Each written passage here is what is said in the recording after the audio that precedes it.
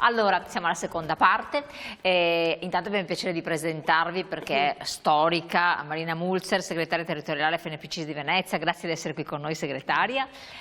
Segretario, ci sono delle iniziative molto importanti, benessere e sapere, secondo anno che vengono svolte, che si vanno a coronare anche quest'anno in una serie di progetti aperti agli anziani. Vogliamo raccontarle sommariamente, perché certo. Poi io inviterei i telespettatori ad andare sul sito, giusto? Sì. Per capire giorni, ore, luoghi, tipo domenica 27 ottobre c'è stata, quindi le dico una cosa, ore 9, Oasi, WWF, Cave di Noale, visita naturalistica con un professore.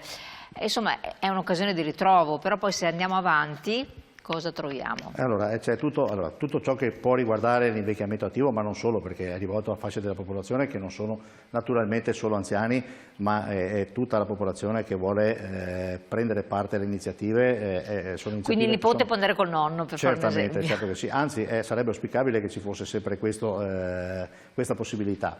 Naturalmente ci sono incontri specifici dove parliamo di argomenti specifici che riguardano il benessere attraverso la conoscenza.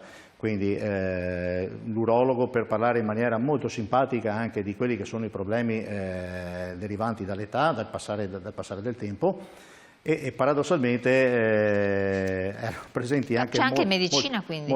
Certo, anche moltissime donne, e le domande paradossalmente le hanno fatte più le donne che non gli uomini su ciò che riguardava appunto la sfera. Perché stanno attente alla salute dei mariti, è vero? Della salute dei propri coniugi o compagni. Naturalmente non solo quello. Lei aveva... No, ad esempio qua abbiamo visto l'osteoporosi. Certo, anche questa è una malattia importante che riguarda magari prevalentemente, si parla di medicina di genere, magari riguarda prevalentemente le donne, e quindi tutti gli accorgimenti necessari per condurre una vita sana che possa essere in qualche maniera propedeutica a ritardare il più possibile il ricorso ad eventuali cure, proprio perché ci sia appunto quell'invecchiamento attivo che noi predichiamo non solo a parole, ma cerchiamo di mettere in pratica nei fatti.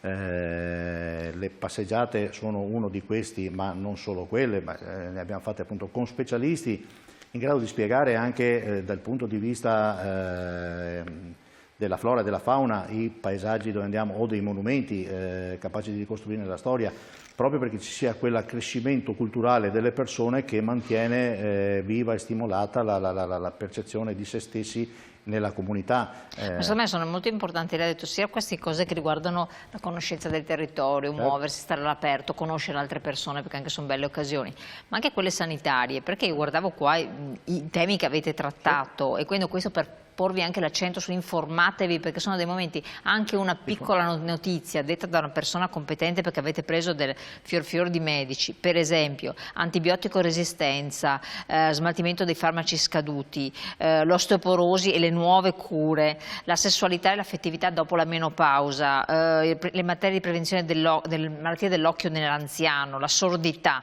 la depressione, l'educazione alimentare, insomma sono tutte non banalità, sono temi importanti. Sono tutte cose che riguardano la vita di tutti i giorni di tutte le persone, perché chi per un verso, chi per l'altro, naturalmente siamo tutti coinvolti in alcune di queste patologie, e molto spesso in più di una di queste patologie.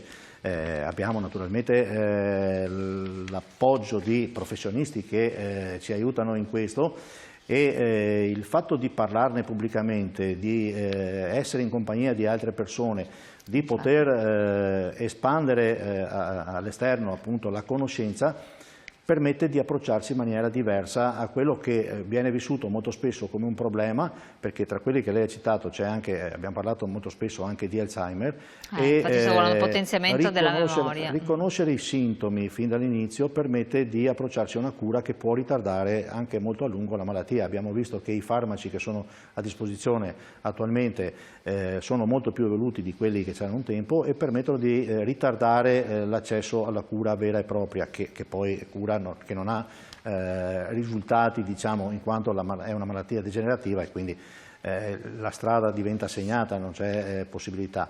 I corsi della memoria servono appunto proprio per capire quando può esserci l'insorgenza di questa patologia, di qualche problema. Sono uno dei primi campanelli di allarme a cui prestare attenzione. Mamma mia. Medicina di genere, che cos'è, segretaria? La medicina di genere è quella branchia che segue o l'uomo o la donna, giustamente. In questo caso ha seguito gli appuntamenti che ci sono stati, ha seguito molto anche quello che è le problematiche della donna. Che non si faceva una volta sta cosa, questa medicina di No, genere. è molto importante questa cosa qua, perché infatti non si conosceva e adesso magari conoscendola si arriva a un'età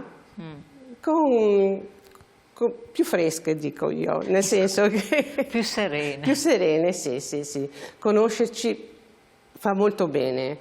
Ma anche una stupidaggine, che non è stupidaggine, la classica aspirina in un dosaggio standard può darsi che vada bene per un uomo anziano che magari ha 90 kg, ma per la moglie che ne pesa 65-60 non va bene, quindi anche la differenza. E quindi chiedere al medico, no? Certo, bisogna chiedere al medico e fare la differenza a questa cosa qua. Comunque la medicina di genere è orientata proprio è specifica in questo caso. Lei farebbe un corso di computer o l'ha già fatto? Io ho già fatto il mio corso di computer, l'ho fatto tanti anni fa e poi avevo dimenticato. Infatti per quello chiedevo, infatti.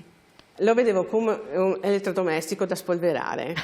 Bellissimo questo, molto frequente. Sì, però poi il fatto che sono entrata nel sindacato e prima di essere segretaria io ero coordinatrice politica di Cenere, avevo la nomina e dovevo imparare a usare questo strumento e l'ho imparato. L'ho imparato da sola, ore e ore davanti e ce l'ho fatta. E questo è un consiglio che do a tante persone, il fatto di avvicinarsi a imparare qualcosa anche quando si ha una certa età, soprattutto quando si ha una certa età. Si dà per scontato che non serva più nulla. Invece no, la testa ha bisogno di essere allenata.